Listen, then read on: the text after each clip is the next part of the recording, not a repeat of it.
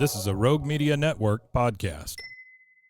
Looking for a great haircut or shave experience? Come to Champion Salon and Barber. Our skilled barbers and stylists are dedicated to giving you the best service possible. Whether you need a simple haircut or a complete grooming package, we have you covered. And while you're here, feel free to enjoy a complimentary beer and chat with our friendly staff. We have 2 convenient locations in Waco and Woodway, Texas. You can also book appointments online or through our app, making it easy to schedule your next visit. So why wait? Visit Champion Salon and Barber today and experience a cut above the rest.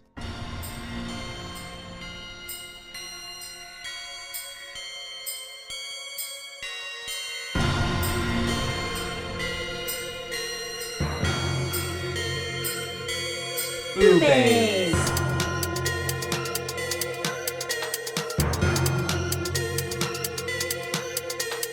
BooBaes.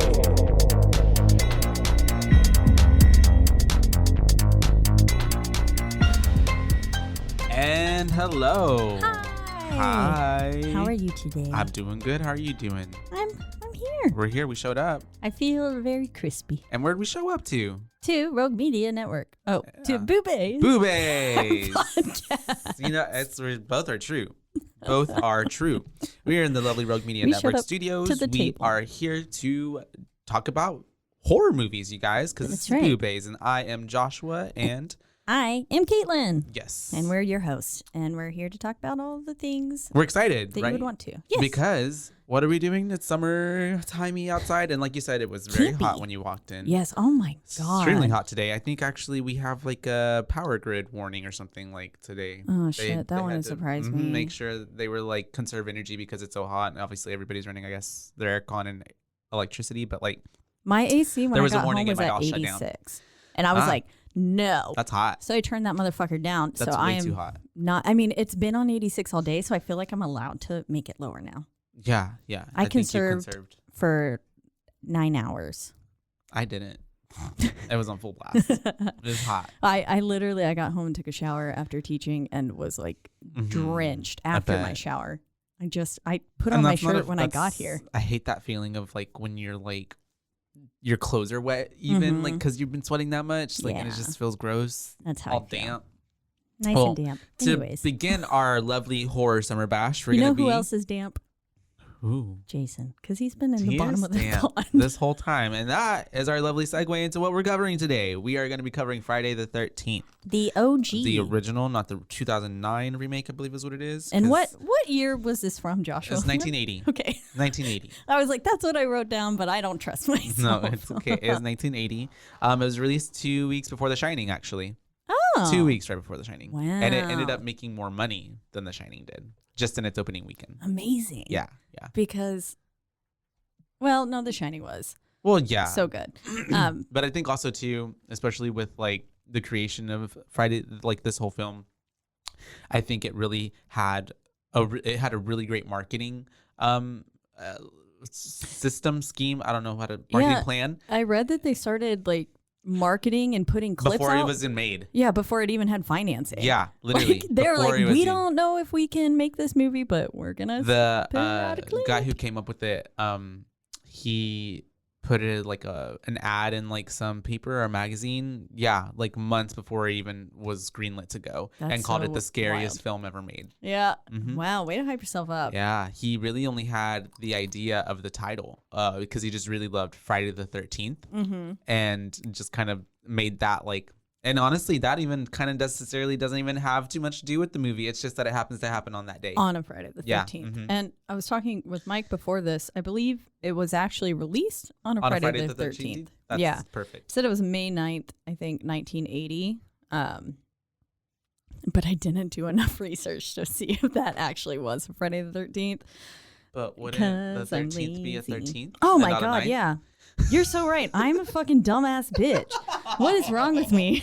I'm like over here sitting my so God. confused. I was like, wait a minute. Oh, I yeah. don't know if that math's So it right. was released on May 9th. May 9th? Well, Okay, that's a but really missed opportunity. Maybe it was right before a 13th. Like they couldn't get Yeah. it like directly on. Ooh, so they just wanted, well, but I want you to be scared on Fright. They really should have just waited. That was a missed opportunity, to be honest. I guess maybe they were like, we got to get a one-up on The Shining. And that probably could have been something to do with it. Maybe the next Friday the 13th wasn't until like 3 or 4 months late. Yeah. But honestly, though, May for a horror movie, yeah, that's kind of an odd choice. But I will feel like say, that happens. The Shining came out 2 weeks later, so hey. Yeah, and a lot of like somewhat good-looking horror films have been coming out not recently around like the Halloween time. Yeah. Spook season. I mean, we've been seeing more ads and stuff for them, trailers. Mm-hmm.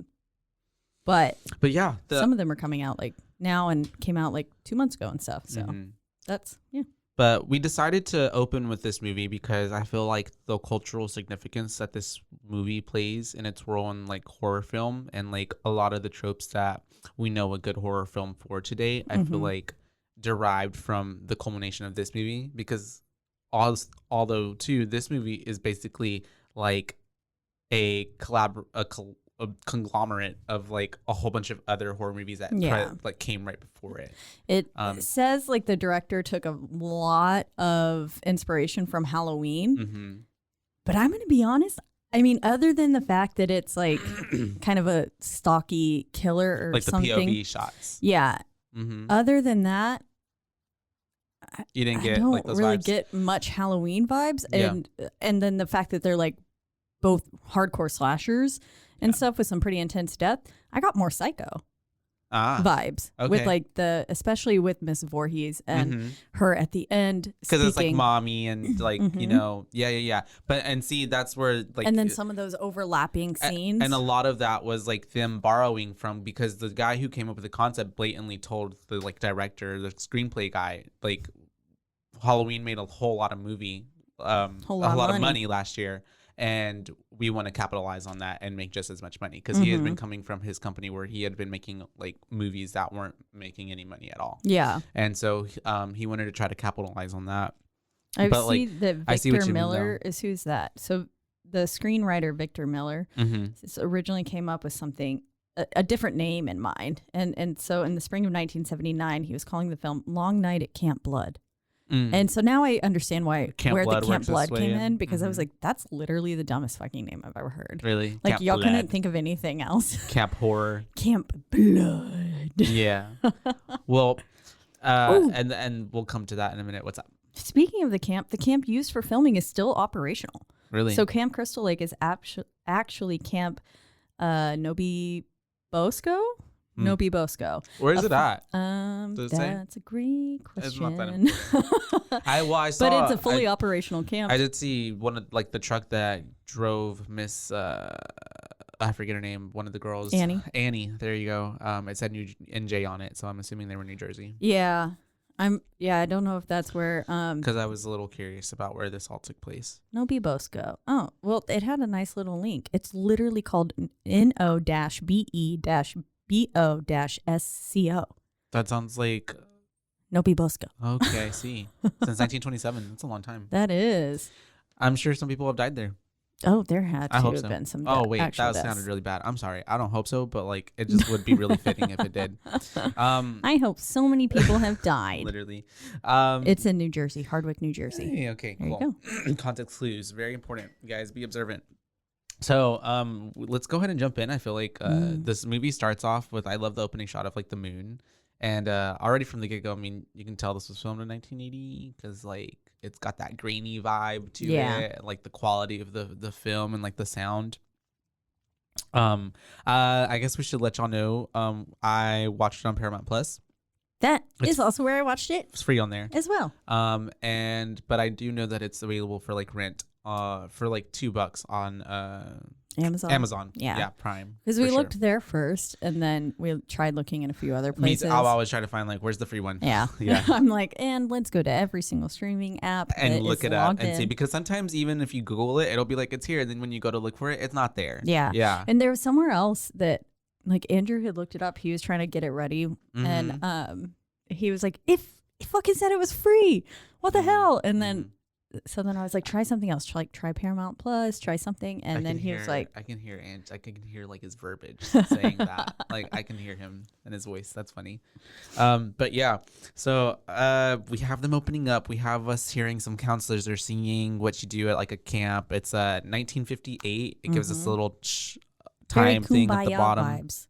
It was very religious. It sounds like songs. A gospel song. Yeah. Yeah. They're singing a very religious song. The counselors are around the fire, but they aren't acting religious because we have Miss. We didn't get names. We have two counselors that are just kind of Googling each other, and I put the same too. They're ogling. I was like, ooh, these campers are about to fuck.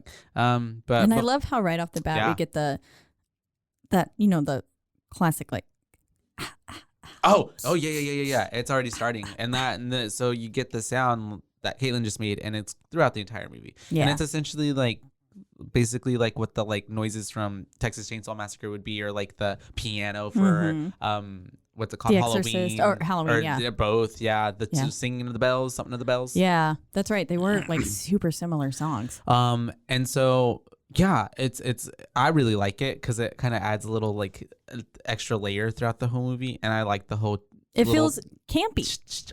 Yeah. It does, doesn't it? Yeah. Yeah, it feels like which is fitting. Sounds that you would hear like outside. Like speaking of some of those sounds, like those animal sounds, some of those birds sounded like they were screaming. Oh yeah. There was some really unique. It all gave me like bird that sounds. Nostalgic familiar feeling of like even here, like sometimes when you go outside Texas heat and you just hear like the cicadas like outside, and that's what we got a lot through this movie. It very much gave you like you're at camp. We're at camp. Camp Blood. And so we have them all singing. Obviously, these two were fucking each other. So they get up, they go away. She passes her guitar to someone, and they sneak off. And it's kind of like, oh, we know what this is happening. They're gonna go try to find somewhere to canoodle and kiss and whatever.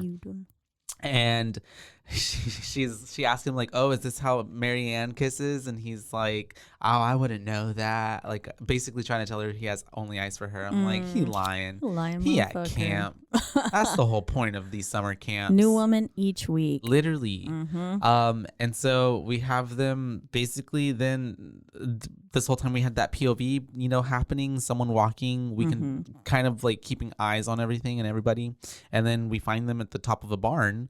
And it's the most awkward way to. They were like, let's sit down on this wooden and then floor. Let's just kind of halfway lay down. And it's like, yo, if you're coming here to do that, just like you're gonna get a splinter. Get to it. Yeah. They laid down that thin blanket, but still, what else? I don't trust wood. You're gonna scooch off of it at some point. I hope so, because otherwise it's very vanilla. Yeah. And so then we have. Basically, we can't see who the killer is, obviously. So, but they come up and they're like, "Oh my God, we're not doing anything. We were just messing around. Just you, literally on the floor, tongues in each other's mouths, and your clothes were like half unbuttoned. Like, we were Bible study. Yeah. No, and so we have the boy, which is kind of comedic. He gets stabbed and right in the stomach, and then we have this chick. The way she runs around. I don't understand what her thought process was. She was like, yeah, give me over here. Give me over here. Basically, you guys, she's moving from side to side. And she's like in front of things. Not really. You can't get away. The first place she goes is literally like in. But yeah. And then when we get to the killer, so it made it hard. Like when the killer is revealed, it kind of made like a lot of these deaths seem like, how did someone's weighs less than me, like older age, like accomplish all this and not get overpowered by one of these, by at least one of them, one of the teen boys. Some of them, like especially this one, some of the other deaths were pretty clever and took them by surprise.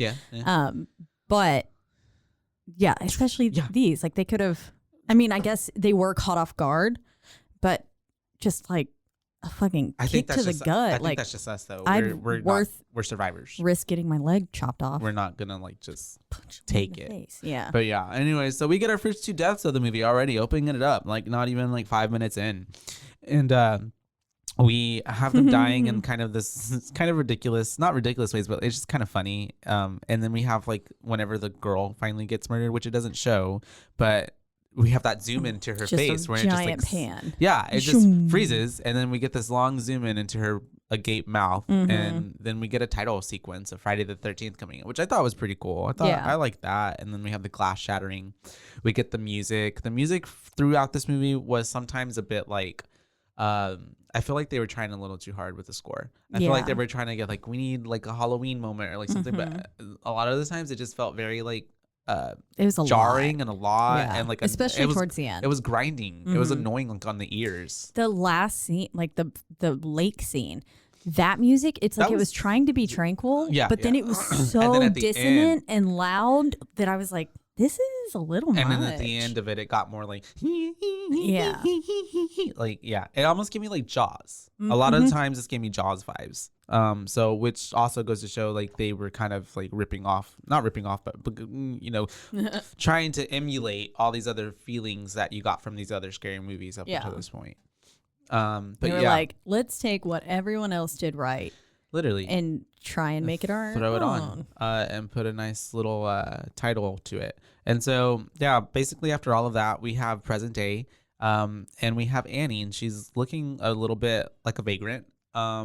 She got her little hobo. Looked like she's hiking like I did when I was hiking across Europe. She got her whole bag. She's looking. She's trying to, I guess, get to Camp Crystal Lake. That's going to be the scene for the whole part of the movie. And I love how she goes and asks the dog for directions. That doggy was having none of her shit. Literally none of it. He was like, I don't speak English. And she didn't even have a treat. Like, you don't ask a dog for something without a treat. He was like, you pet me, no food? Have you seen the TikTok of the dog that shakes your hand for $1? No. It is so cute. I don't know how like I bet that dog labor laws work, but I think it's like not here. It's like in Mexico or somewhere. This dude has a little dog. He's set up. He has a little sign and his little sunglasses, and you go put $1 in the bucket, and he'll like lift his paw and give you a handshake. But he only does it for the handshake. He knows not to like. If you don't put $1 in there, you don't get a handshake. You don't even get acknowledged. Who are you? You're not here. Literally. No dollar, no existence. And so that's what I'm gonna start living by. For real. She's looking for this place. She ends up eventually finding a cafe in town, downtown apparently. So they're downtown. And as soon as she's like, hey, does anybody, know how to get to Camp Crystal Lake? Everybody's like looking at her. They turn down the music. She's like, it's about some miles from here, wouldn't you say? And then they're all like, you're trying to go to Camp Blood? That place is cursed. Literally. And why the fuck you wouldn't turn around right after that? Yeah. But who knows? And they made it a point to like still be all up in her Kool-Aid. But I feel like that's also like the small town vibes, you know. That's very like they all know who's who and what's going on, and they're not used to change. And this is difference. Like we talked about in the cabin in the woods, kind of like the red herring, or not red herring, but the the person who's the prophet of doom. Yeah, there you go. Basically. That's a good way to say it. Prophet of doom. Yeah, like we had in Texas Chainsaw Massacre, kind of. Well, at least, which I believe came out before this, right? Yep. Yeah. 70s. Yeah. And then now, like that's like how it becomes. This kind of cemented that idea in the horror movie like trope universe of like these things have to be in line or happen. Like there has to be a virgin. There has to be two kids that have sex. There has to be So all those things kind of, I feel like if anything, Cabin in the Woods took a lot from this. Oh yeah, there was also another. I feel like they're kind of like the reincarnation of what Friday the 13th was trying to be, basically, and not necessarily be like I feel like Cabin in the Woods was definitely more like camp, and it knew what it was trying to do, like be the joke very of it. Meta. Whereas Friday was like trying to do it, but not be meta and not this is a serious horror film. Yeah, let us in on it. Yeah.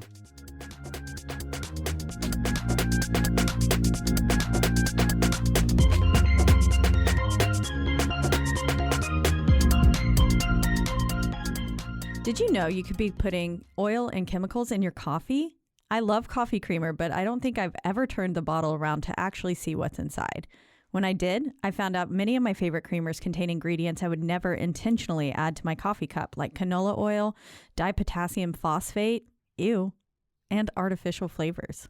Laird Superfood all started when big wave surfer Laird Hamilton needed morning fuel that could allow him to spend the entire day chasing the ultimate wave. He couldn't find anything in the market that met his ingredient standards, so made himself the ultimate plant-based creamer. Laird Superfood started and launched its first product, Original Superfood Creamer, in 2015. Laird Superfoods contain no artificial flavors, colors, or additives, and no sugars from highly refined corn syrup. All Laird products are sustainably sourced and thoroughly tested to ensure that you're incorporating the cleanest, finest fuel into your routine. All Laird products are also made of all-natural whole food ingredients, and they are crafted from the highest quality all-natural real food ingredients. Are you ready to feel more energized, focused, and supported? Go to lairdsuperfood.com and add nourishing plant-based foods to fuel you from sunrise to sunset. Use our promo code BOO at checkout to save 15% off your purchase today.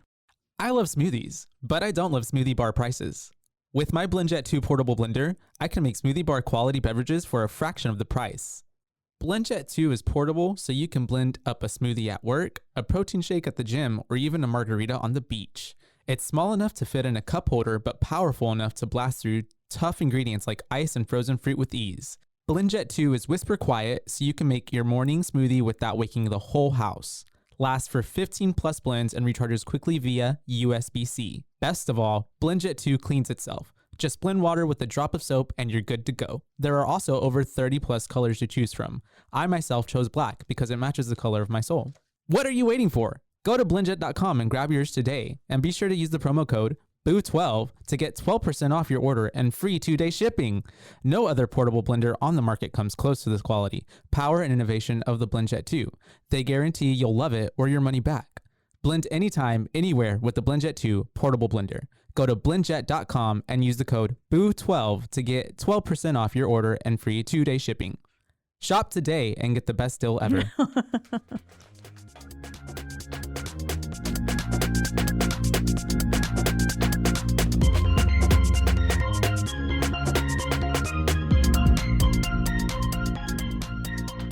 But yeah, we have all that happening. Finally, I guess I would be so mad at that freaking diner lady who's just like, oh, aren't you heading up that way? I mean, and the way he was like, well, you know, well, damn it, Skip. All right, let's go. Guess you're right. Yeah. I guess I am. I'd be like, no, don't be putting that on me. I'm sure not. For real. What's his name? Enos? I think so. Enos. Enos. The way that, when they get outside and Ennis? he's like, Enos?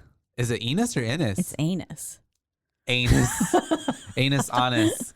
It's one of the three. But yeah, he and he was kind of weird. But when they got out and he was like, are all the girls at camp going to be as pretty as you? And I was like, shut the fuck up, creep. Like, come on. And then that's whenever he touches her butt getting in the car too. Oh, he did? Well, yeah, like he's just helping her up. But he got a full hand. Yeah.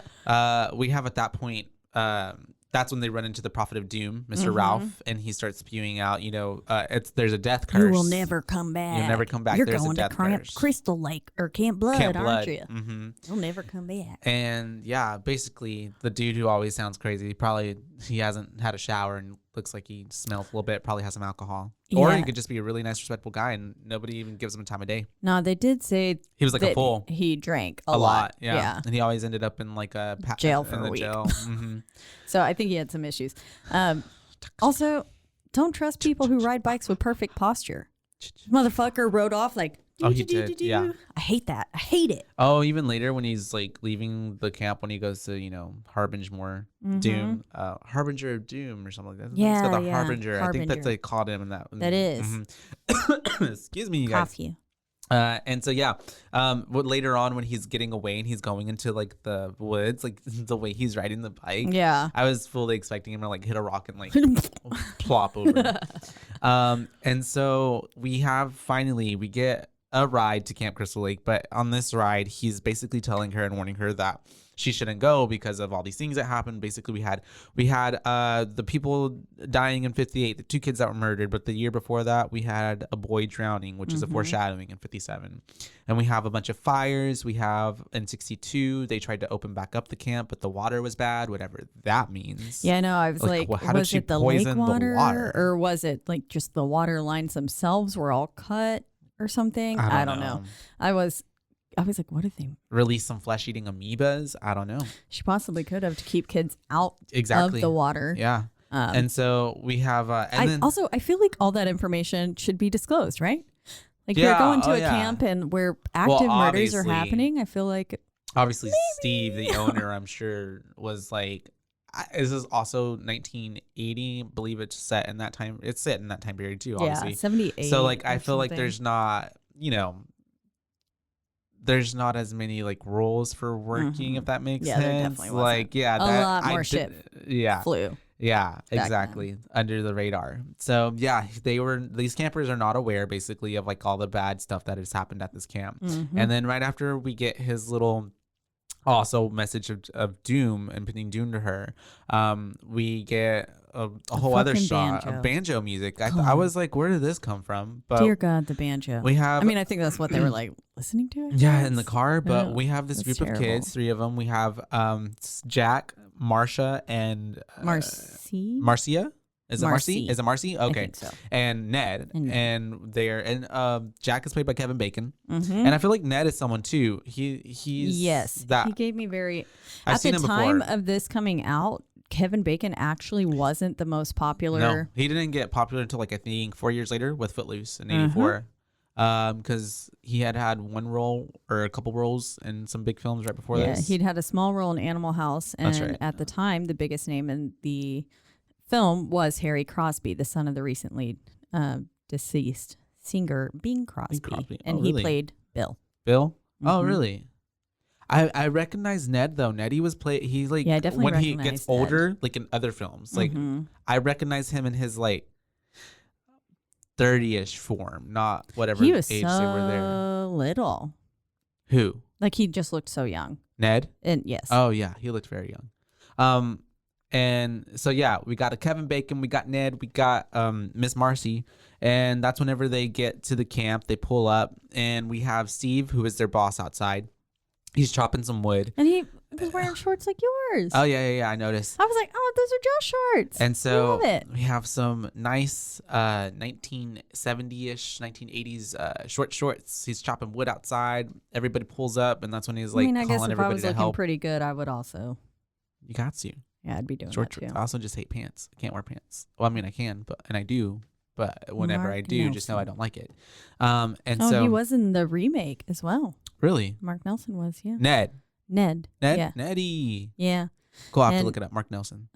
Watch him not even be who I thought it was. He gave me. He's actually not in a lot. then I got him confused with someone else, and I don't know. He's got one of those faces. He kind of reminds me of what's that one where he skipped school? Ferris Bueller? Yeah. He kind of gives me his face vibes. That's interesting. You know who he gives me? Especially in this picture, I guess. I think it's one of the Brady Bunch kids. Oh, yeah. You know, I think it's one of them. But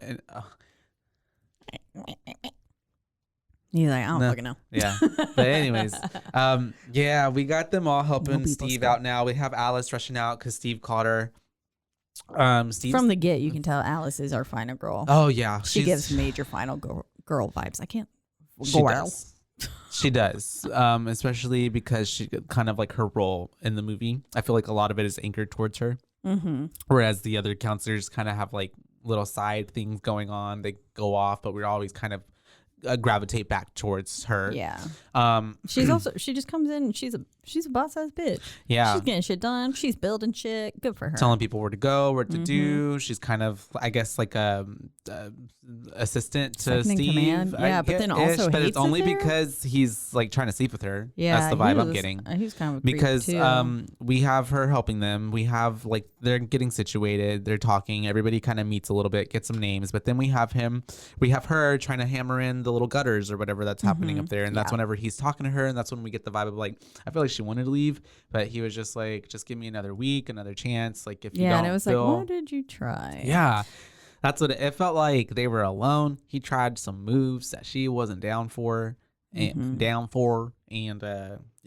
probably because gave then her creep I guess vibes. she had also like she said that there was something she had to figure out back home or that's something. That's true. Right? Said maybe she had a boyfriend. something to take care of back in California. Maybe it was sure a was boyfriend. already in a relationship or something, and that's why. And she was like, there's layers. I have some personal reasons, and that's why I don't want to be here. But yeah, she had like she had a sketchbook just laying by her ladder. I thought that was weird of him too, to just pick that up and start looking at it. Yeah, it's like, bitch, that's not your property. Getting all up in her business. But I guess she had drew a I picture hated of him. how he's like, you're talented and pretty. I was like, okay. No, duh, bitch. I know I'm pretty. Yeah. But that happens. He kind of caresses her hair a little bit, which is weird. I love the sass she gives him the whole time. Because when he's like, do I really look like this? She was like, you did last night. And he was like, really? And she was like, you did last night. And she just like keeps giving it to him the whole time. I loved it. She stands her own. And but yeah, when he caresses her face. Yeah. And then right after that, she goes to go find Bill or something like that to go tell him something. He needs something. He needs to do something. And that's whenever we get kind of like an not interaction, but we there's a lot of times in this movie, and I don't know if it's necessarily because someone is watching them. I'm assuming someone is watching them, that we get shots where it's like we're behind a tree looking at what's happening, or behind a bush, or behind this. And I don't know if that was just like for us, am I supposed to think every single time that someone watching them, or just their style of how they wanted us to see this frame? Yeah, because especially in this scene, and then one later, right before Bill's death, there are moments where it's just like so close, and there's clearly no hiding spot. Yeah. And so it's even like, when she walked by her earlier. Yeah, and that scene, I was like, how did you miss someone just standing right there? Because the like POV is like, right by she me. would have seen her from any like angle around that tree. Yeah. So I was like, is this supposed to be the killer? That's why I was wondering. I was like, wait, maybe it's not a POV and it's just how they chose to like show us what's happening. I think I wrote that later. Or maybe we're supposed to feel like that POV or killer. You know, they're trying to put us in those footsteps. Yeah. Because later in my notes I wrote, because it's kind of like a whodunit, but not a whodunit, because it's like we know none of the cancers are doing it. Yeah. But we don't know who is like just stalking these kids. And they try to make you think that, I feel like they try to make you think that Steve did it with the Jeeps and stuff, and him being gone the whole time. Yeah. But especially because it felt like at that moment, when she was talking to Bill, it looked like a creeper guy, like being like, who's my girl talking to kind of thing. Like, yeah. But then they honestly executed that kind of poorly, because whenever Steve does leave in the Jeep and stuff, he has the top down. And then basically immediately it flashes to Annie hitchhiking again.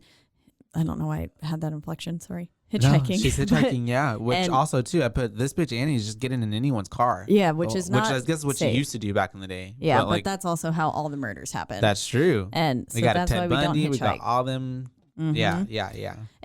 But so then whenever you see the Jeep again, the top is up. And it literally is like the next scene. If they would have waited and then showed Annie like getting picked up, maybe like, I don't know, like 30 minutes later, I would have been like, oh, wait, he had time to put that hood up.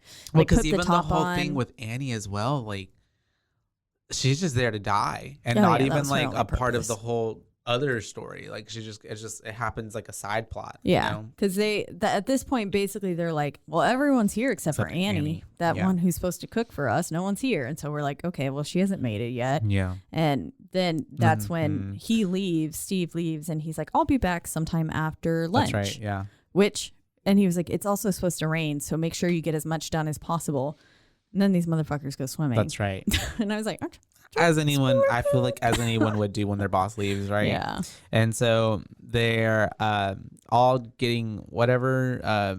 Oh no, because at that point, whenever Annie gets picked up by that Jeep, we have her talking to this person in the Jeep, but then they pass the camp. Yeah, and she's they accelerate past the entrance. And she's like, please let me out. And they're not letting her out. And she freaking jumps out of the Jeep, and then goes running into the woods, and she's getting chased, obviously, by whoever is in the vehicle. But yeah, it just kind of for me sucked for Annie, because she just like ends up in a tree and just gets her neck sliced. Like, and the practical effects of that were really good. Yeah, no, throughout the movie, they had some pretty good practical effects. They had Tom Scavini, I think that's his name or something like that, and he's really, really big on like practical effects. I believe he worked on Shaun of the Dead before this as well. Okay. So, and throughout later in his career too, he's done a lot. Yeah, it looked really good. We did skip over one part that I think is important. We should mention. What happened? So basically, after Steve leaves and stuff, and no, wait, it's actually before that. When is it? No, it's after. He says basically right after the storm's going to roll in. And he this is the one scene that happens in between him leaving and then Annie getting picked up. Gotcha. And it's Brenda is out there putting the archery, right. What is that called? Target out there. And then Steve fucking shoots an arrow. It's Ned. Sorry. Ned, yeah. Ned shoots an arrow and is like, I guess that's how he's flirting. Yeah. But because then he's like, do you want to see my trick shot? Yeah. And he was narrowly very close missed to her. hitting her. Yeah. She had set it down. It went right past her stomach, but that's some good foreshadowing. Oh, yeah. As to how she's going to die. And also Ned in itself, he's supposed to be like the comedic relief, I guess, or the funny guy in the movie, which always, like in the trope, we always have the one like dude who's kind of always doing a little too much, a little extra. Yeah, it's like, okay, bud, you need to stop. Calm down. Not everything's a joke. Yeah. And so, that's whenever we jump to Annie. She got basically murdered. So they're never going to have any food at this camp. And at that point too, oh no, that was a little earlier, but whenever she was talking to the guy in the car, she was mentioning how they were gonna have like 50 kids in like 2 weeks. Like they had, this should have been mentioned earlier too. It's like they're preparing. They're gonna open up the camp in 2 weeks.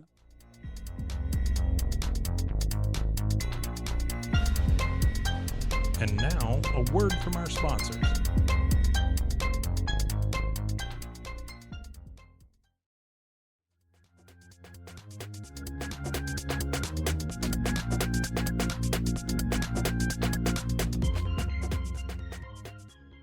So going back to her neck getting slit one more time. Yeah. I like the way that the blood didn't immediately shoot out. I like the way that it was like, you could kind of like see the fleshy and then it went. Yeah. I was like, ooh. Well, and a lot of the death scenes too in this, even if they do like have like a practical effect, they're very fast. And I guess because like I think it's a PG-13 as well. And for back then, they don't show a lot of gore or too much like. I mean, the axe to the face is pretty intense. Yeah, I feel like that too. But other than that, and like Kevin Bacon's neck thing, and even Kevin Bacon's neck thing, I just mean like even too like whenever that does happen, it's like 5 seconds. Yeah, you're not seeing much. It's not very quick. And there's not like a like, yeah. It's just like they're dying for 30 minutes. Yeah, literally. But continue for me. I want to look up the rating of this when it was released. Oh yes. So basically after that though, like I said earlier, they go swimming. Even though they're all supposed to be working, they're like just hanging out in the nice little lake. It was a nice day and the rain was about to happen. So they need to cool off, I guess. And like you said, their boss was gone. So they're all swimming in the lake, just really kind of dicking around. And then finally someone's like, we need to get back to work. Yeah. And it's rated R actually. Yeah. Oh. So it was rated R. But it still, I feel like didn't show too much gore or anything like that. It wasn't too bloody. And then, so we have them needing to go back to work. And then that's whenever Ned gets the clever idea to pretend like he's drowning, which we see, again, which is too much. Yeah. Which is something that like, cool. If you've ever, it depends time and situation right here. Maybe not so great. I don't know. Like, I guess they don't necessarily know what's going on. So that does make sense. Yeah. That it's just like a regular day. They don't know they're about to get murdered. But then I'm thinking like there's the Sandlot where it's like cute and funny because it's like a little kid trying to, you know what I'm talking about? Do you know that scene in the Sandlot? Yeah. But which is probably where they got that from this maybe. But anyways, I was like, come on, Ned. So they go in, they go save Ned, bring him up. Brenda tries to give him mouth to mouth, which is what he wanted. And also, then he tries Brenda's to kiss her. dive into the water was so beautiful, and then Jack just fucking flops. She was like, I saw that. I am Grace, and then I noticed was like, that. It cracked me up. I was like, come on, boy. Like, you couldn't have tried that again? Yeah. Like, one more time to get a slightly better dive? Yeah. I feel like I don't even know how to dive, and I would dive better than that. He plopped in. But yes, Brenda's the one who gives him mouth to mouth, and then he starts making out with her. Yeah, which is not a cute way to trick someone into kissing you. But I guess they were flirty enough at this point that it was all right. And so after that, we have them getting back to the cabin to, their whatever they were trying to do, get everything ready. And then we have someone finds a snake in the cabin. It's Annie. Is it Annie? Yeah. And it's the way not that Annie. Annie? Annie's dead. No, yeah, not Annie. Alice. Okay. But the blonde, our final girl. Yes. And It's the way I was screaming more because of the snake than I was like anything else. And they kind of they all react though too, and they're all jumping all over the place trying to get the snake. That's a lot. I was like, why are y'all doing this? But there's some actually tragic like backstory to this. Oh, yeah. So it's a real snake. Oh, and it did look real. It was very real, and I was thinking like, there's no way this is a real snake. And I just looked it up today on some fun facts, whatever. Well, it's not really that fun. They got a dude who like handles snakes. It's like a pet snake, I guess, but like, you know, for like stage acting and stuff. Yeah. And they didn't tell him, and they didn't even tell him, and they killed it. They didn't even tell him what was gonna happen. Otherwise, he wouldn't have let them use the snake. Yeah, and they ended up killing the real snake. Yeah, R.I.P. snake. But also ill snake. Yeah. I was like, oh, poor snake. Yeah. Because it looked really real. Yeah. I was like, that's exactly what they didn't just hack it once. They hacked it like 2 or 3 times. Yeah. So they also how do you call a snake? And she was like, call it. Yeah. It's like the way they're all just like, well, if y'all would just give some space, it would come out. It's obviously afraid of y'all. But yeah, they destroyed the room. They did for no reason. For just the little snake not under the bed. I also would have just left that cabin and never went back in. But yeah, I think it was Alice who said, or was it Brenda? She's like, I can't sleep with a snake in here. You gotta kill it. Yeah. So poor Snake Gate, we have that happening, and then after that we have them outside doing some shit, and then that's whenever the cop shows up. We have Ned appropriating culture. Yeah. I was like, but yikes. I will say he was looking like a snack. I was like, I don't mind the outfit. He did have some very small shorts some on. booty shorts. And so the next cop comes and is basically there's so many harbingers of just doom in this movie, because he's also just another voice that's telling them like, this place is not okay. This place is not okay. Y'all shouldn't be here, and saying like, if y'all are here, we'll to not like, yeah, basically looking for Ralph. That's when we get more information on how like he's a drunk, and he just like, also I guess it's trying to like make it seem like, you know, he's crazy. So everything he said earlier could like not be true, I guess, in a way, but we already know what's about to happen. But yeah, we have that whole interaction with the cop, and it's funny because like at the end he's like, what does he say? He's like, we ain't gonna stand for no weirdness out here. Yeah. So I think so. You can already tell. Keep your nose clean. Yeah, this is just another, you know, adult figure basically telling these kids to like act right. You know. Yeah. Because he immediately comes up and is like, what have y'all been smoking? And he's like, that's right. You know, the weed, dig it. I was like, what? Because even they're like, what are you talking about? What the hell? Yeah. And he's like, I don't smoke. It causes cancer. Anyways. And so immediately after that, we get the scene wherever they go back into the cabins, and Alice is in the kitchen, and she's going to that pantry. Yeah, and she opens it up, and that's whenever Ralph just pops out. He was just standing there, just like, ready. How long were you gonna wait? Yeah, for someone to open that pantry. Literally. Just, I mean, I came to warn you, but only when you found me. Yeah, because he was just like standing at the back, and I was like, I wonder how much time he had to kill. He was crazy though. In between, like he was crazy though. Maybe he was getting a snack, and she just happened to found him. And so he always gives another like warning of death. He says, "I am the messenger of God. You're doomed if you stay here. This place is cursed." And go.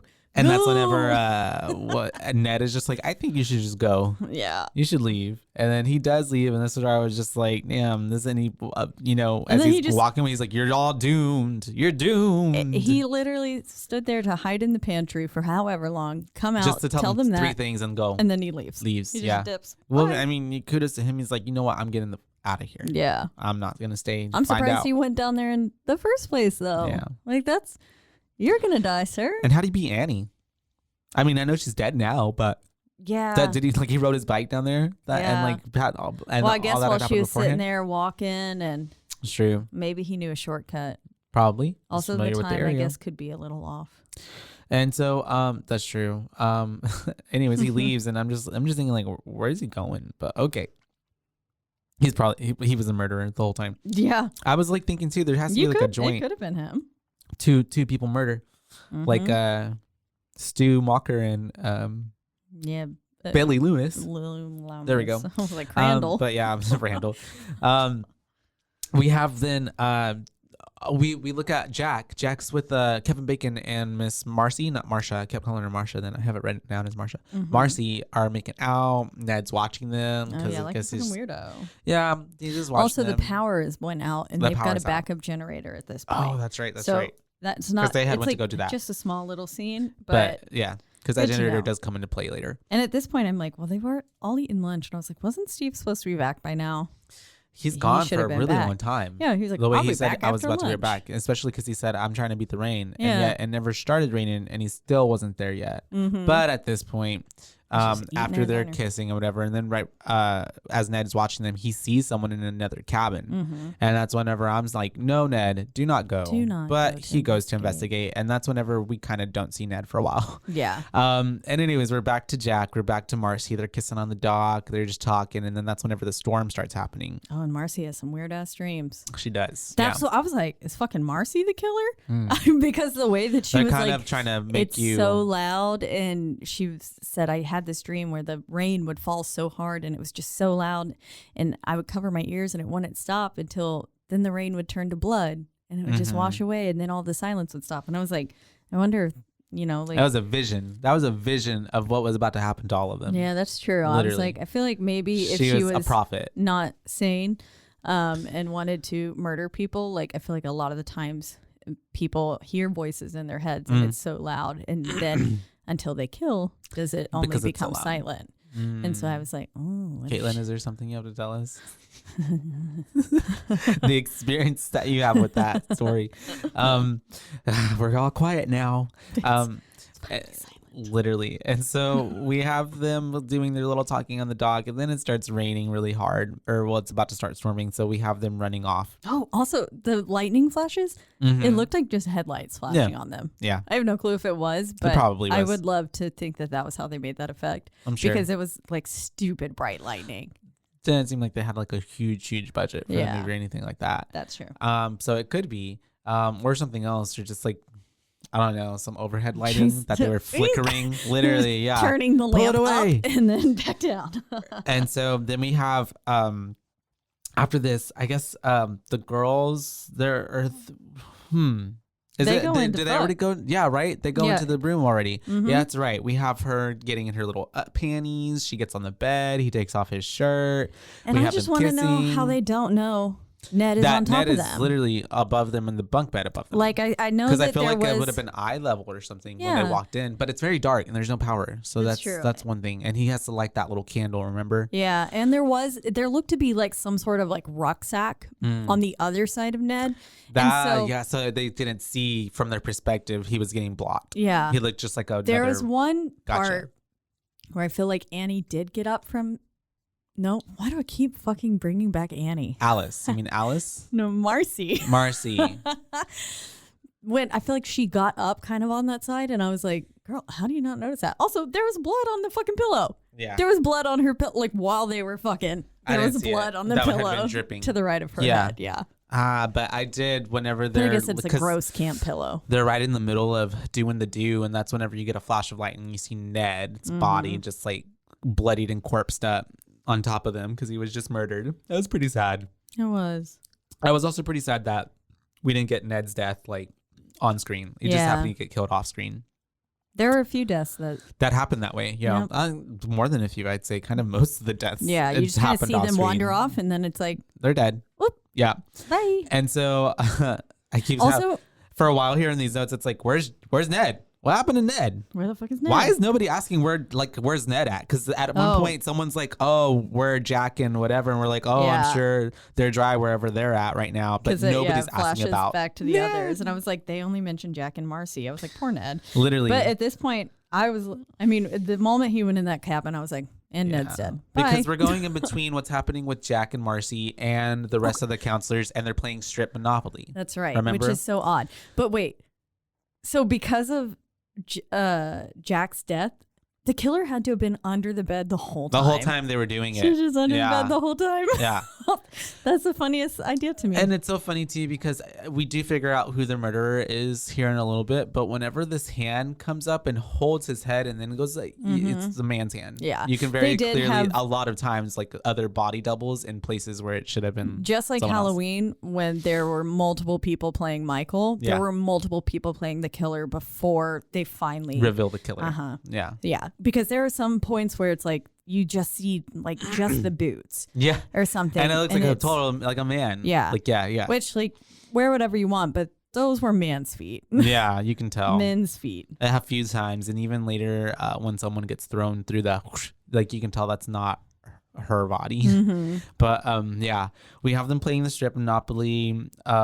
It's all scandalous, whatever, some kids just playing around, and that's whenever we have all that shit happening with Jack, Marcy, and Ned also kind of simultaneously. And then while we were watching this, Andrew brought up a good point. He was like, so is this kind of like playing back to the beginning? Because right before that they were all around the campfire, or like singing. In the they had a guitar room. as well. In the guitar, like playing the guitar, singing. The second part where the dude is playing the guitar, that's actually the actor playing the guitar. And it was so pretty. Yeah, it was good job for him.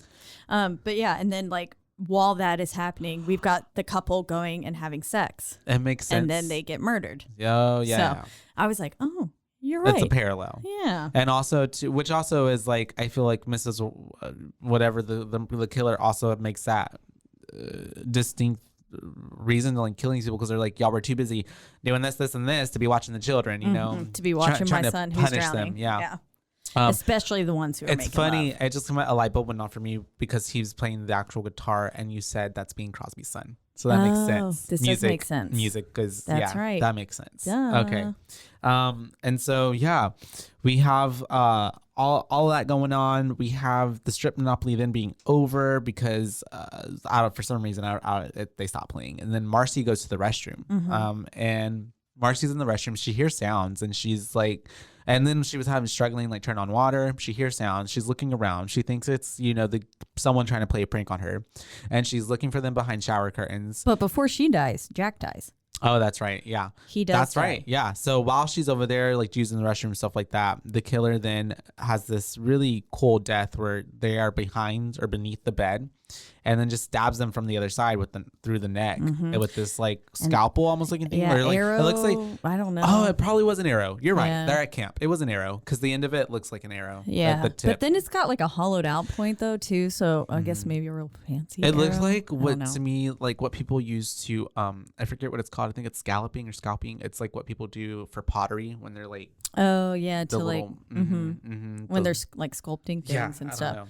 I don't know the correct phrase either, but that scene was awesome. Yeah, the way that it poked up through his neck and you could like see the skin like protrude. And they did a practical. Before it goes, they did what they did is they created a dummy neck and like this part, so like a bust basically, and then they had his head through a hole in the bed, and so he was there.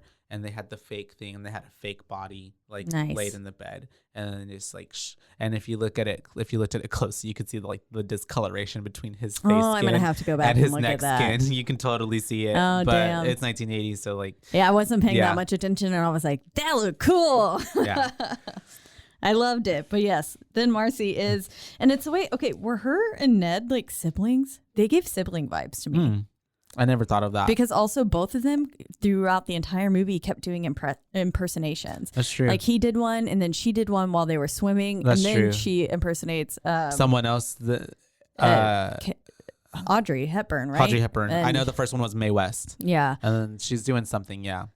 Yes. I don't know who. But the way I felt like it was such an interesting way to look, most people look in the mirror and they're like, I hate myself. I'm so ugly. And then the way she did it was with an impression that was like, much more plain than, I don't know, remember what she said. I don't know. I couldn't tell you. I wouldn't know. It was such a funny way. But I can see she's where kind of funny. They I like her. Can be like the common thread of that. Mm-hmm. Yeah. But then also he was like, are there going to be any more beautiful girls other than you? And it's like, oh, okay, that would be creepy.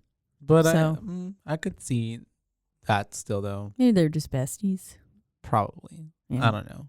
But she's looking for him. Don't see nobody. That's whenever she's looking behind shower curtains. And then she looks behind another one after the first one. And she's like, guess it must have been my imagination. And then she turns around. And this is where we get a beautiful shot of an axe like in the air. And then it hits a light. And then it's the way that like it all happens. It's like, duh, duh, duh. Like it's not like a swoop. Yeah. It's like a, it's and steps her to her getting murdered.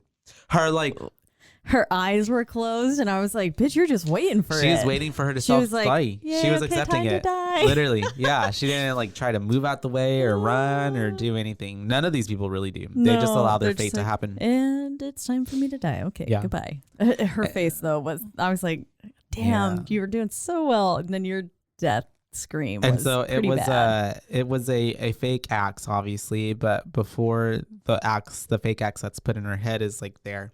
They used a real axe to like give weight to it, and like that's what hit the light and all that. They wanted it to like give more than just like her getting bonged with like a fake axe, which I guess kind of worked, but also too it just kind of seems like it's too like technical almost. Technical. I just hit the freaking microphone. It's too technical because like it doesn't happen at the same time, and you don't get like a wide shot. It's kind of like you get a shot of this, and you can get a shot of that. Yeah, and then the axe. It's very choppy. Yeah, that's the right word. It's choppy. But after her very dramatic death, that's whenever I think we get Steve. We finally get to see where Steve's at. He's like at the diner or something. And he's talking to the lady behind the counter, and he's talking about going back, and she's telling him not to, I believe, right at this point, because it's like still storming really bad. Yeah, and he was like, I have to get back to the counselors. They're probably like completely lost out there. And I was like, well, you only have 3 left now. So. Literally, you did lose them. And so we have that happening, and then simultaneously we have Brenda, who's gonna go get ready for bed or something. I'm assuming she's going to go brush her teeth and do all that. She gets her little green jacket. She and goes ran to the out restrooms. because like strip poker got kind of shut down halfway because the door blew open. That's right. And so she just puts her little. I love that green jacket. It was very so nice. Cute. Yeah.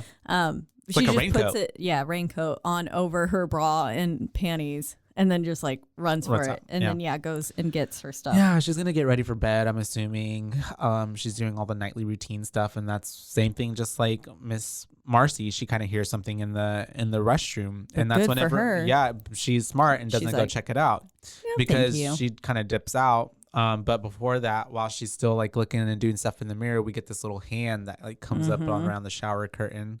And then it kind of goes away for a second. Which was contemplation on the murder. Like, is this the moment? Is this not? But then she ends up leaving too soon for anything to happen, which I was like, oh, yay, that's good for her.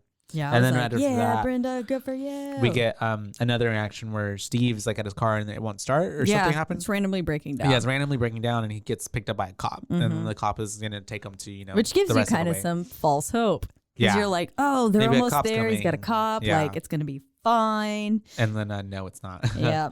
Because after that, we have them. Okay. We go back to the camp, and that's whenever Brenda starts hearing shit. Yeah. Also, in Brenda's room was a sink.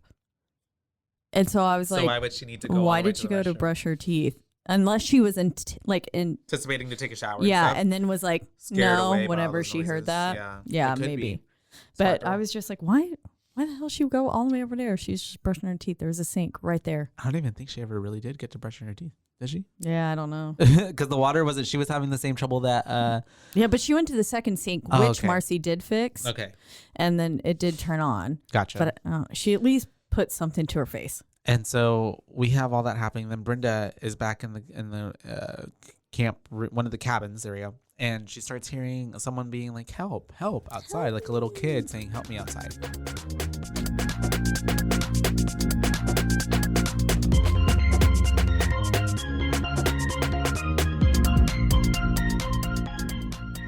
Did you know that dehydration is the leading cause of daytime fatigue? I was shocked to learn that even mild dehydration can cause headaches, muscle weakness, and brain fog. But luckily, there's a solution.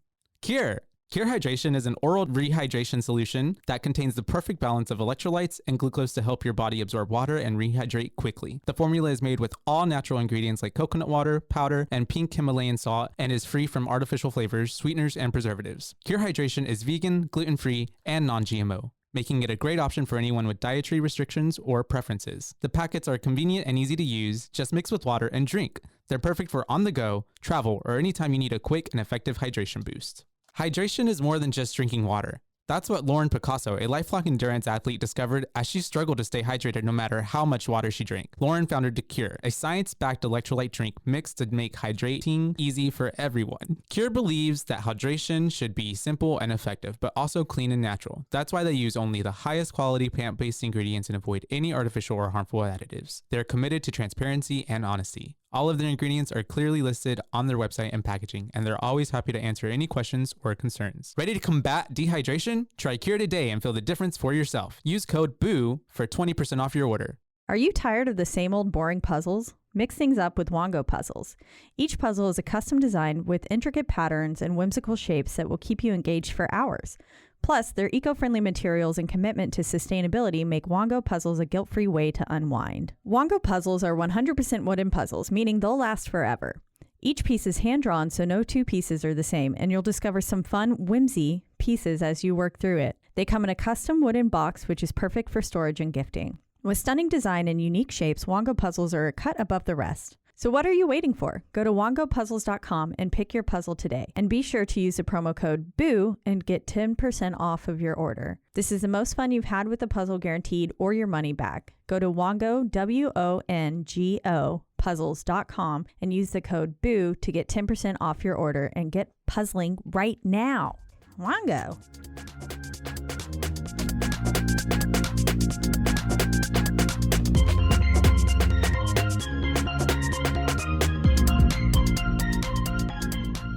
And so most unconvincing help me of my life.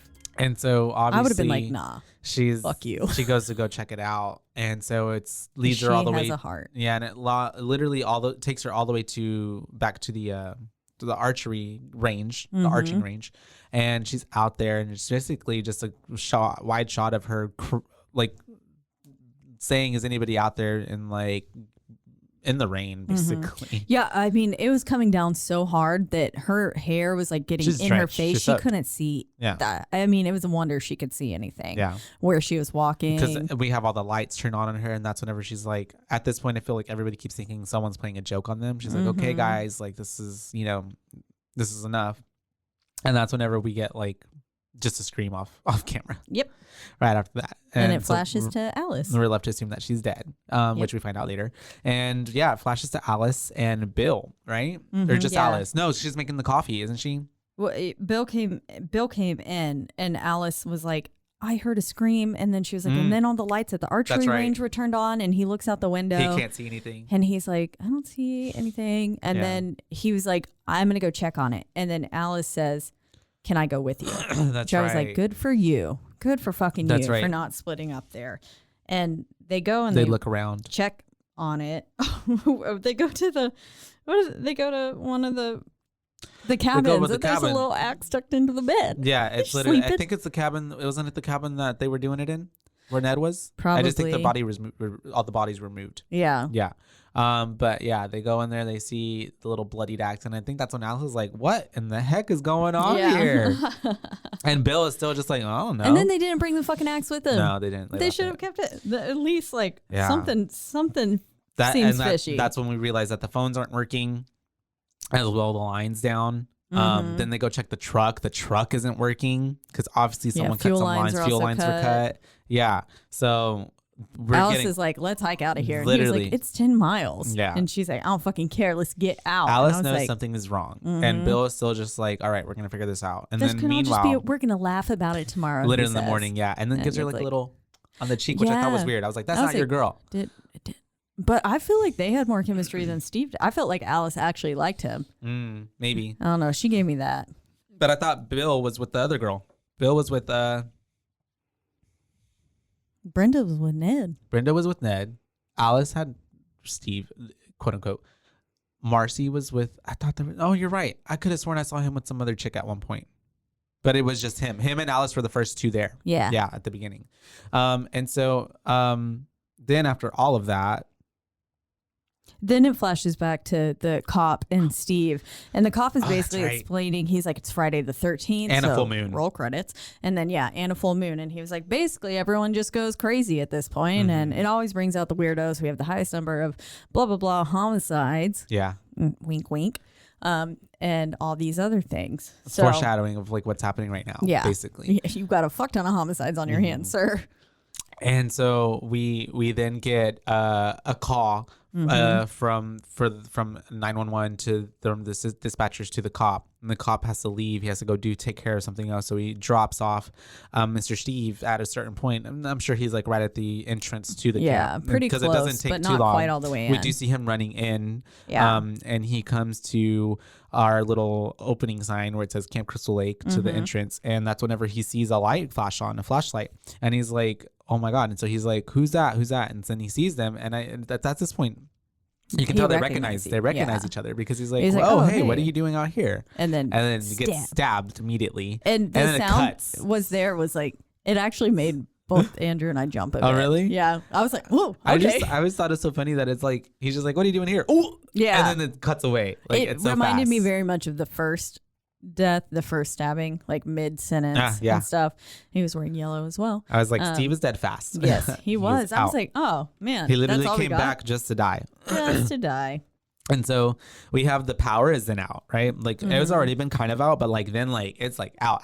Like at this point, not even the backup generator is working, right?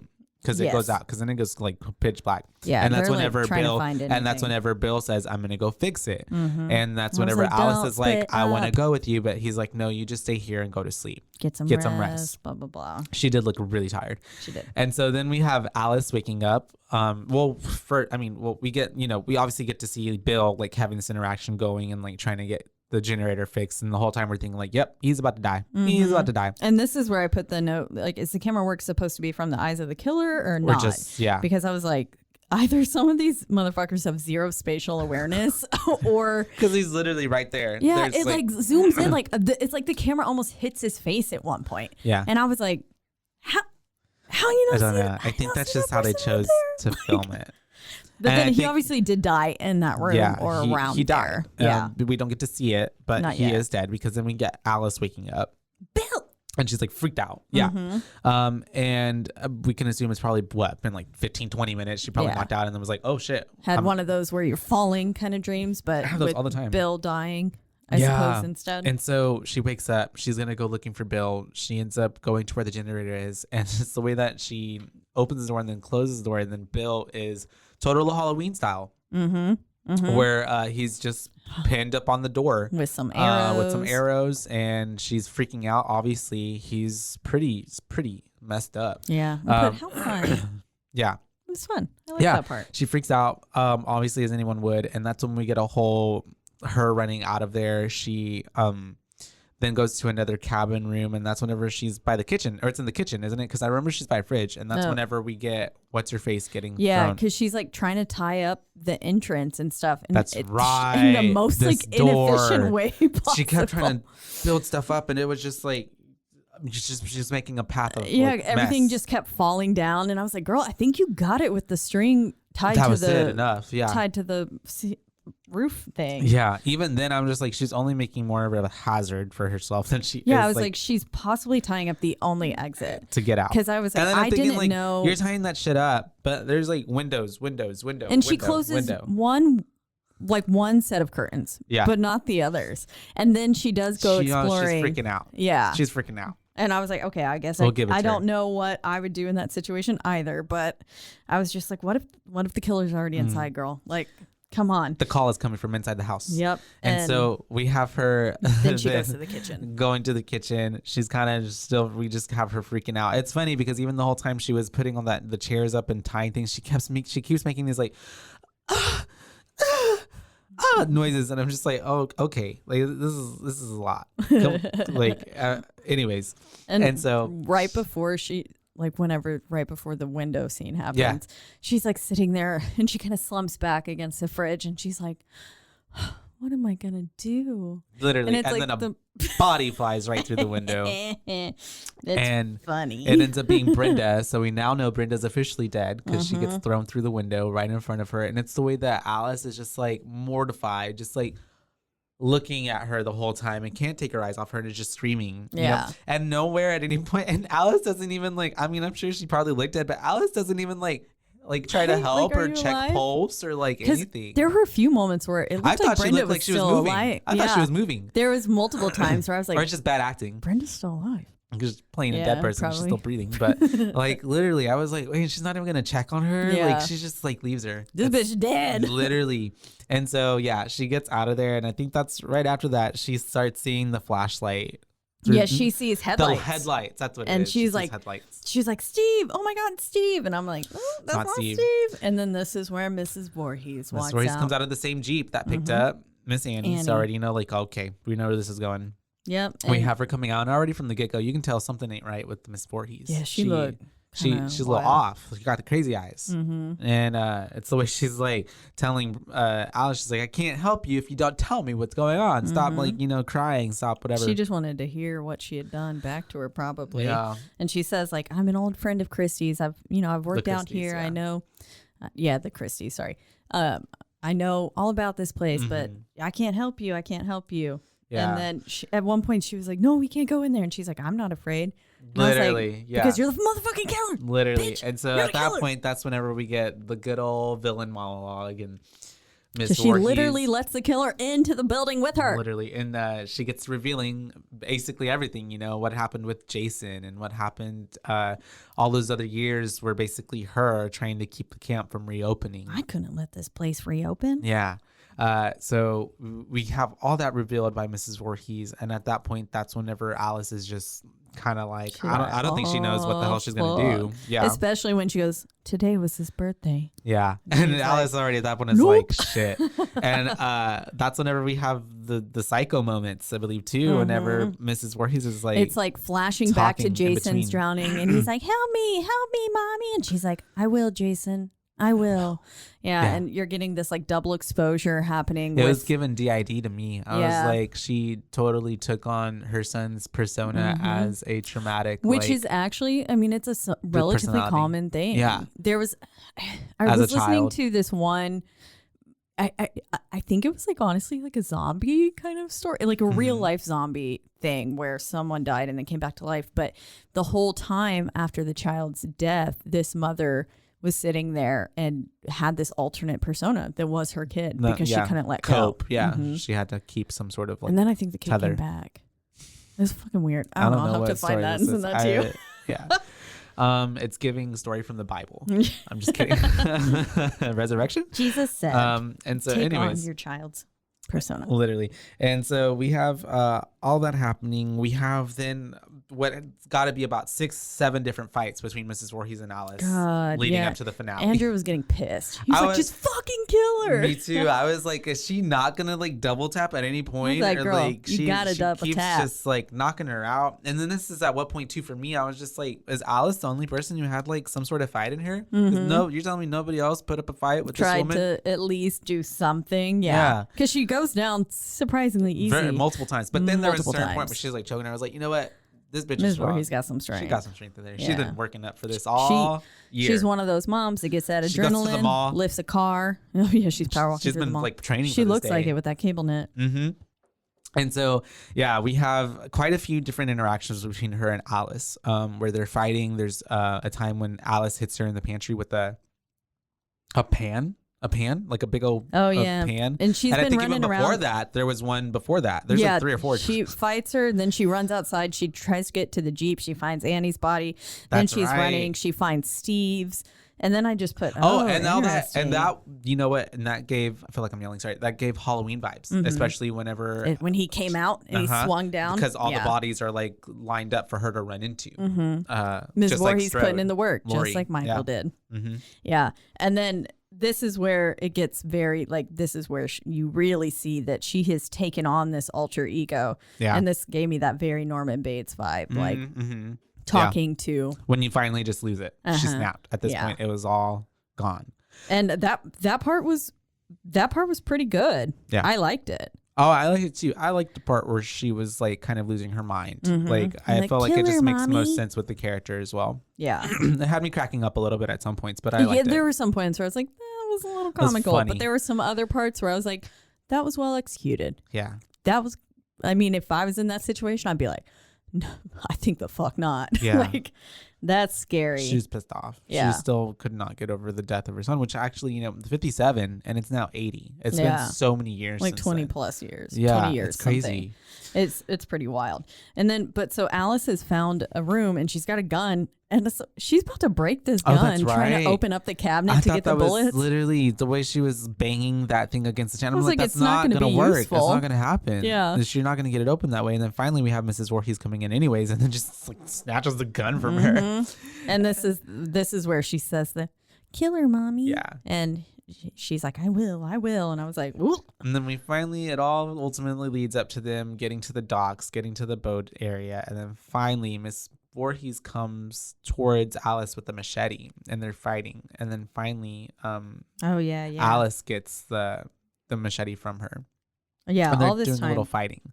Sort like fighting. They're basically like punching each other, they're throwing each other down, and they're you're right, choking each other. She did hit her with the cast iron pan. She had hit she her should with have the cast iron she pan. should have double tapped her then, and she should have hid behind in that bush longer before she went to the dock. Yeah, that's true. If she would have hid there longer, I feel like she wouldn't have been noticed. Made in contact with her.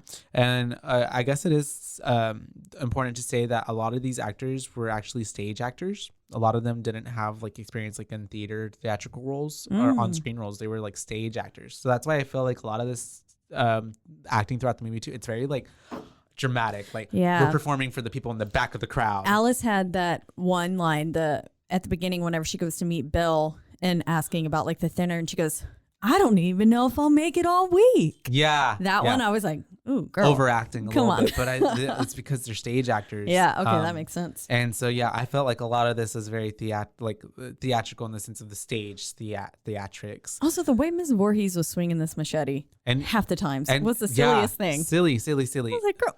But I loved her performance. How'd you kill people with that?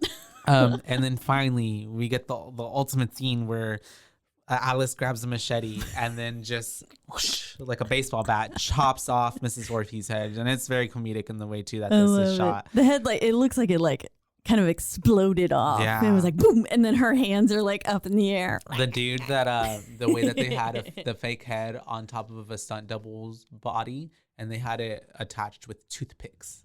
That way it would really just like.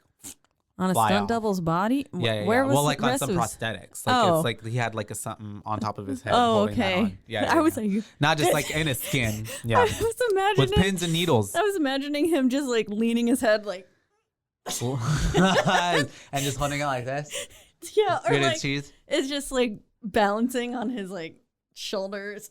Yeah. Or his like pecs, The power of practical effects, man. A toothpick.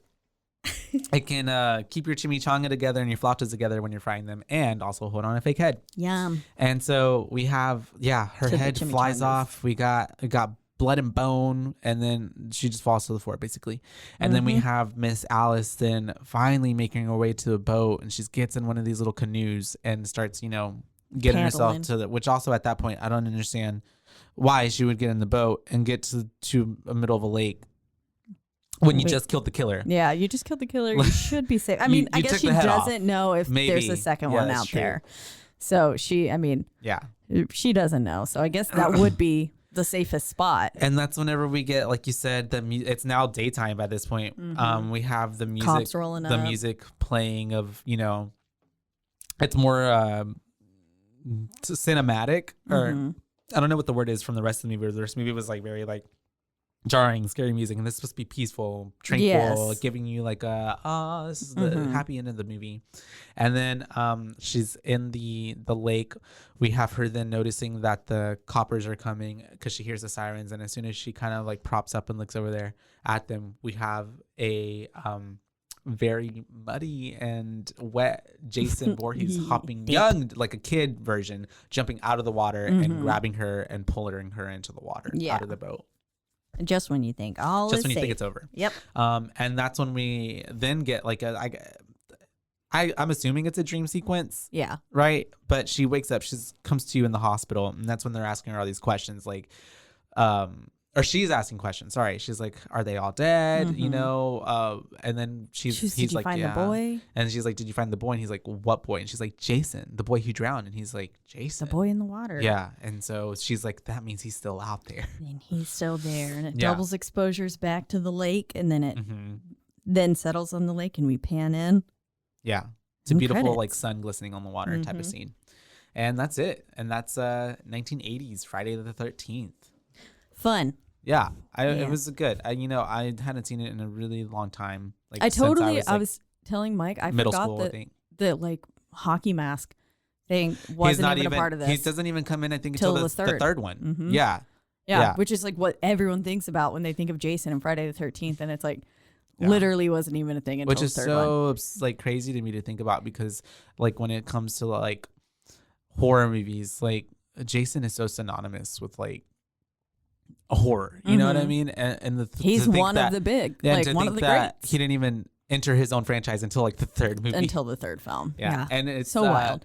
This horror franchise too, Friday the 13th, they literally had 8 movies come out in the 10 years of the decade of 1980 to 90. They had 8 movies come out. That's too many. Yeah, it really is. But they had one, they did 80, 81, 82, 83, 84, I believe, went to 85 and then went to like 88, 89, and then You'd think Wes Craven was in on this. for real, got himself a franchise. It's cash grab. But yeah, I don't know what I'm gonna rate this. Me neither. To be honest. I don't know. I I asked Andrew. He goes 1.5. yeah, I watched it with Robert. He didn't care for it either. He thought it was funny. He was like, "Is this a comedy?" Yeah. I was like, "No." There was one point where Andrew like kind of started tapping his foot, and I was like, "You good?" He's like, "They just make me anxious," and I was like, Yeah, this is just people making dumb choices. But that's what you want in a "It horror did get movie. much better towards the end. Yeah, Not as like that opening I scene." think I think I the could've done biggest without that. issue and qualm that I had with the movie, and it's not necessarily that it was bad, it's just that I feel like there was a lot of extra footage that could have been cut out that wasn't necessarily driving the plot anywhere. Yeah. Like having a 3-minute scene of her making coffee wasn't exciting to watch. No. So if it was just a I little guess it condensed, makes you feel safe enough, and you don't know like the when it's tension, gonna happen. like the release of tension and like regular and getting back to spooky. I just feel like if they maybe cut out like a good 20-ish minutes of extra whatever, it would be really solid. Yeah. But other than that, you know what? I'd give it like a 2. A 2. Wow. I'd give it a 2 Yeah. out of 5. Why is that? Because of everything you just You know, said. I give it a 2. You know what? I give it a 2022 2. I give it a 1983 and a half, if that makes sense. Because I need to remove myself from like where we are now and what we've seen and what is all made fun of this and graphics and where we are. Where if I was watching this in 1980, probably like 11 or 13 years old, it probably would have spooked me out. Yeah. Probably. Yeah. And I mean, at that, and for a lot of those people, times, that's when they watch this. Yeah. So this movie holds like it's like that special gravitas. I know. I feel I don't like wanna we'll shit get on like someone's burned favorite. at the Yeah. stake for having any other opinion that this film was great. And I do, like we talked about earlier, the cultural like significance, the impact. This film is iconic. Yeah. The amount of references that are in pop culture and everywhere else, like in a Nicki Minaj song. Yeah. It's Friday so the 13th. many things. Guess who's playing Jason? Yeah. Come on. Exactly. Yeah. And man, what is it with them? Because Cardi B had the Nightmare on Elm Street bathtub scene in that's right. her Thought Shit Yeah. music video. Yeah. And so No, that's Megan Thee Stallion. Yeah. Sorry. Yeah. But yeah, I don't know. Anyways, The amount of references, the amount of influence. hold such a like big place in pop culture. But I feel like more so the way just Caitlin, you're about to give it a 1. Jason. No. I was honestly thinking 3. 3. In like the mindset, like you said, I was in Having 1980. to take yourself back. Mhm. Yeah. Yeah. Because overall, like it did get better towards the end. And I was like, okay, some of these practical effects were really good. There were a bunch of scenes where I was just laughing. But yeah, I'm me Not mad at now. it. I'm Yeah. not then. If I would have seen it when it came out, I probably would have been like, this was good. And I loved the twist because Of it everyone being the going mom. in, and Yeah. people forget. And like, that's why in Scream, what was it, 4, the one with what's her face? Jill, her cousin, Emma Roberts. Yes. Yeah. And then they're like, the girl, the cheerleader from Heroes. Oh, That's the question that got her killed. Oh, fuck. What's her name? Yeah. Hayden Panettiere. What's her name in the Yes. movie? Kirby. Kirby. That's right. Yeah. Yeah. She's going to be in Scream 6. Oh, she is? Yep, Scream 6. Yep. I was really kind of sad that she didn't come back into 5. Well, yeah, Nev Campbell's not coming back for 6 or 7, which I mean, I guess. I'm torn because it's like I get it, like her story's kind of like what more can you do with that story? Yeah. But I feel like it's not a Scream movie without Nev Campbell in some sort of way. But we're gonna let it. Dewey's dead now. We're gonna let it figure out. I know. So the next movie, Monica. What's her real name? Oh God, Monica. She's gonna be the center supposedly of the newer movie. It's gonna be Gail Weathers centered, which I'm not mad at. Yeah, I like a good. I would watch the Gail Weathers show. But yes, that was the question that she got wrong. Oh yeah. Because they were like, who was the killer in Friday the 13th, the original, and she was like, well, that's Jason. even at the beginning of the original Scream with Casey. Yeah. Remember, she does that. She does. I think that's what you're thinking of. Oh, maybe because it's with Drew Barrymore. Remember, she's on the phone. Yeah. He's like, she's like, that's a trick question. That's true. Yeah, I feel like. But Kirby also had. Or she got something wrong. Had that whole thing happen. She had to think a little too long, and technically answered correctly, but she still ended up losing. Yeah, because she got stabbed. She got stabbed. But yeah, but not dead. So Yay. Is it a 3? Yeah, I'll give it a 3, but like you said, I'll give it a 2.5 from today. No, yeah, I'll just give it a 3. A 3 because I'll give it a 3 as well. I did enjoy it. Yeah. It was. I fell asleep the first time I was watching it, but I think I was also very tired. I like learning about what went into it. Yeah, reading all the facts and stuff. That was super fun. And I think that's always the fun part of these movies is like getting to know like what actually went into the production. Because especially with this one too, like you have to be so much more creative. And especially now itself being the staple that it is, everything that went into it. And also, like you just said, you do have to be more creative because everything now is like we've seen it all. It's derivative of something or someone's thought of it. So back then, and these people get more money. They don't have to recycle their leaves like they did in Halloween. That's true. Picking up all the little fall foliage. That's true. That's true. But yeah, overall, you guys, your BooBaes give 1980s Friday the 13th OG a 3 out of 5 boos. Yeah. Yes, it's a classic. It's a classic. If you're really into horror, I feel like you can't not say you are without watching it. To BH, I feel like even if you hate it, you got to at least watch it. Yeah, just to know, even to understand any reference that happens. That's in exactly what I mean. Films. Like that, literally, the amount of references. Because there was this one film I was watching on Shudder that I think it might have actually been a series with one of the ones where, it was a horror anthology kind of one. And there was a bunch of different little like shorts. Yeah. And one of them was like, could have been like cut for cut. Yeah, for sure. Or even Friday the 13th. Even American Horror Story season 9, Camp 1984 or whatever. I didn't get to see that one. That one is literally just Friday the 13th. This movie, but expanded into like 9 episodes. Literally. Yeah. Fun. Yeah. Well, so this one, we chose it, like we said earlier, because it's summertime and, you might be at camp. Who knows? You're doing campy things. You're going camping. I went to church camp like 3 summers in a row. Yeah. I hated it, but my family sent me. I had to get stitches once. I fell out of a tree. I had to get like 9 stitches in my knee. Super fun. But to stay on trend with the kind of summer-esque feeling and vibes, we are going to do Midsummer next. Yes. Yeah. Yay. My favorite movie from 2019, hands down. Directed by Ari Aster. Right? Yep. Not even just horror film. This was my favorite film of 2019. And Ari Aster is the same person who directed Your Next, right? He's tied to it somehow. Yeah. Don't remember he correctly. Did Hereditary as well. That one too, which we will be covering some point as well. Yes. Oh, because so good. But the little. But so if you have seen this film, I feel like this is one of those ones kind of like Get Out was, where even if you don't really necessarily like horror, you maybe have seen this film and it probably fucked you up too. Yeah.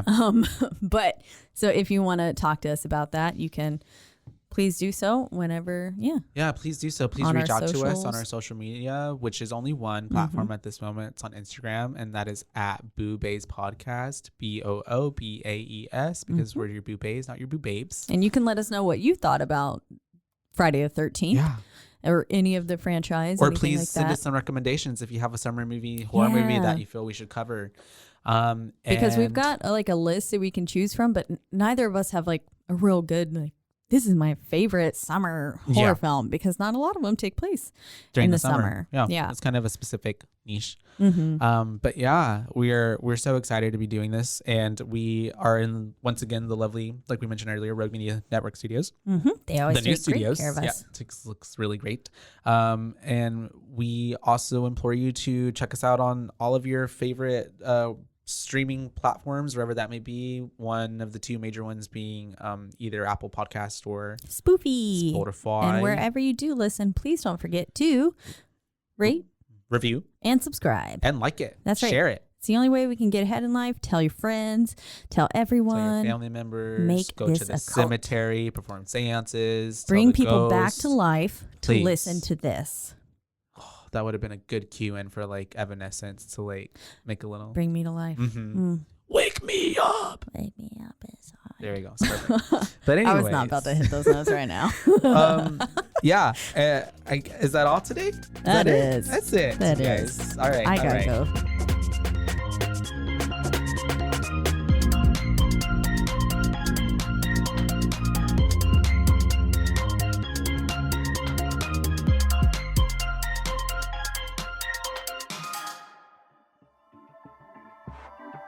This has been a Rogue Media Network production.